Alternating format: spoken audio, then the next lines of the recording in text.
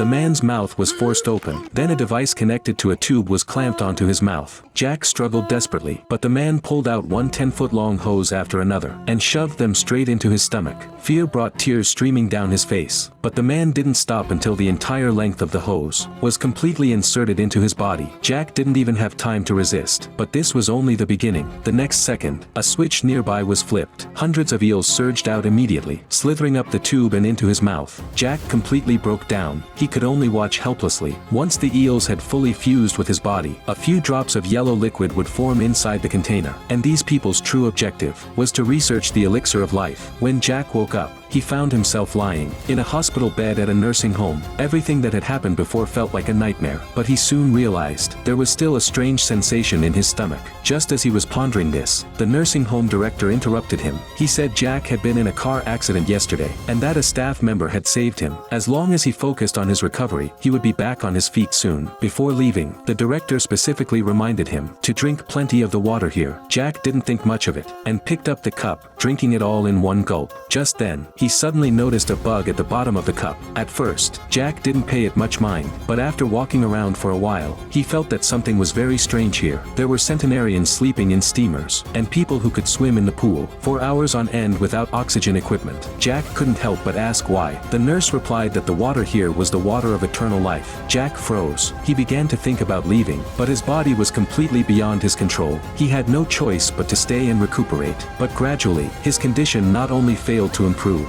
but actually grew worse. He had just exchanged a few words with the director, when blood suddenly gushed from his nose. The next second, he collapsed to the ground. When Jack woke up again, he found himself submerged in the pool. Suddenly, thousands of eels charged toward him. Terrified, he struggled frantically, desperately trying to escape, but the doctors around him seemed completely oblivious. Just as the eels were about to engulf him, Jack swam with all his might toward the surface, but one misstep caused his oxygen mask to be ripped off. A suffocating sensation hit him instantly. As he sank toward the bottom of the pool, he discovered a terrifying secret.